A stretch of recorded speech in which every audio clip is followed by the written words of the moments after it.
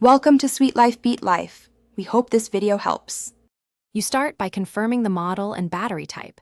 This matters for accurate operation and replacement. Once done, insert fresh batteries paying attention to the plus and minus markings so the unit gets stable power. Next, mount the alarm near sleeping areas and not directly over fuel-burning appliances.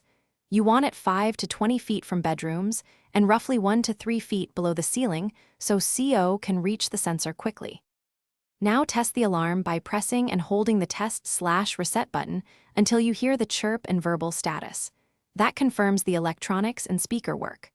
Once verified, configure any display or silence options so alerts match your household needs, and set the alarm sensitivity per the manual if configurable.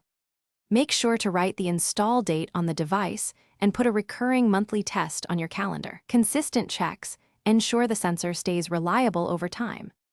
If the alarm activates, get everyone out immediately and call emergency responders from a safe location because carbon monoxide is odorless and deadly. If you get a short chirp or apparent false alarm, move to fresh air, replace batteries with new ones, and test the unit again. Intermittent chirps often mean low battery or temporary interference. If testing repeatedly fails or the device behaves unpredictably, replace the alarm and